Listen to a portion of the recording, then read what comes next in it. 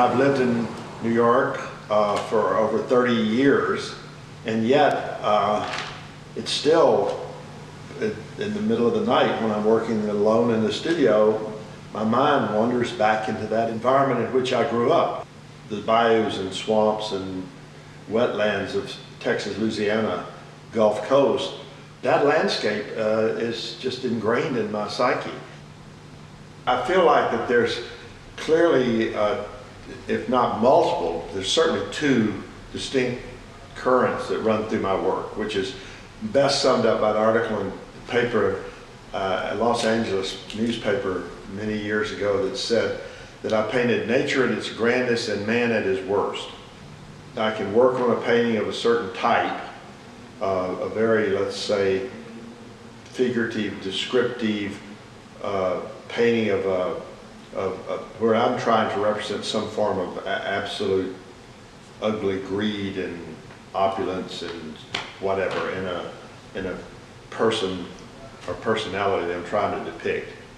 But then I'll leave that and go right to painting a sunset, which is very strange. It's almost like your mind becomes so deeply focused on the negative that you have to escape that and go to something to just calm down a little.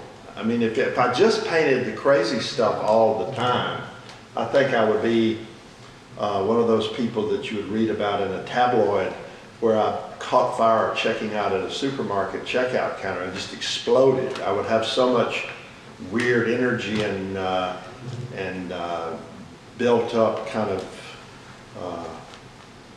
neuroses that I would actually just explode.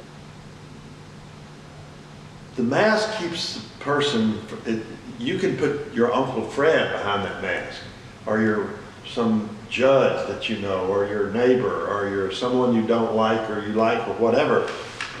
That allows the viewer to be able to identify or to become involved in the painting in a way that they can put their own thought process into it.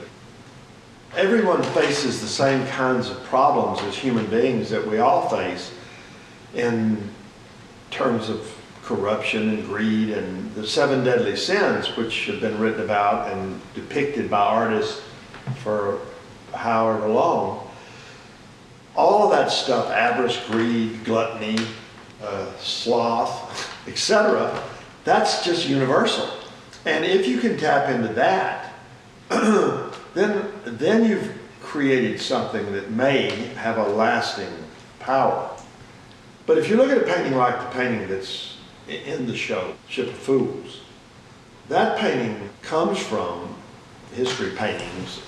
Obvious references are Hieronymus Bosch's great Ship of Fools, and also certainly was cognizant of the great Jericho Raft of the Medusa painting, which is one of the great 19th century masterpieces. And I'm aware of the storms and frighteningly kind of ominous sea paintings of Winslow Homer and the loneliness and isolation of that great painting of the Gulf Stream with the poor man on the boat. And all that stuff, I can't help but be aware of all that. But I also tried very much in that painting to create my own world. These people are my people. I know these people. I grew up around these people. I see these people walking around Soho. I have to do business with some of these people. And I read about these people in the paper. We all do. We see them on TV. They run our government. They're all around us, you know. They're clergy. They're the politicians. They're the thieves and crooks of Wall Street. They're all that. So it's kind of like in Louisiana, the great national dish of Louisiana, which is gumbo. You put all that stuff in the pot and you cook it. And you throw a little pepper in there and a little shrimp and crab meat and great roux, and all of a sudden you've made this mixture. And so that's kind of what I think I've done, or not even consciously, but I think that looking back at this period of my life, I've taken a little here and a little there, and then try to, as honestly as I can, mix it with my own personal kind of experience in life, and how I see it, and whatever my skill level is that allows me to push it as far as I can. And then I come up with my ship of fools. It's not someone else's. Once I put the rudimentary kind of elements down of the water's going to go like this, the boat's going to be tilted, because I originally really wanted the boat to be tipping over, filling with water. The original idea too, I was going to have the boat completely full of money. And it was going to be these people trying to grab the money as it was washing out of the boat, because their whole, even though they're about to die because this giant wave was going to take them under, they were still trying to grab that last dollar before it washed out of the boat, which I thought was a great idea. And I'm in here like laughing, thinking, I've got a great idea here.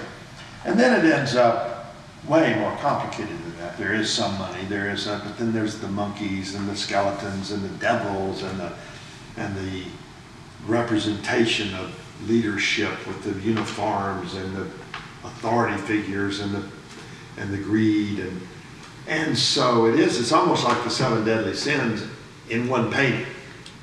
Same thing with a picture like the carousel here, or the parade, or any of those big multiple figurative paintings.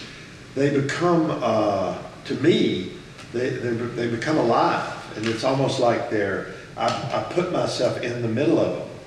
And it's like, I want off this boat, though. I don't want to stay on this boat now. This is not a place I want to stay. I like the idea that I can express something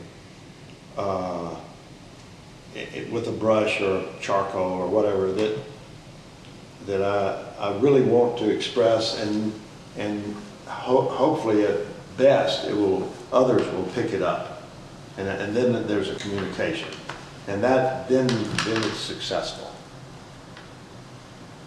I think.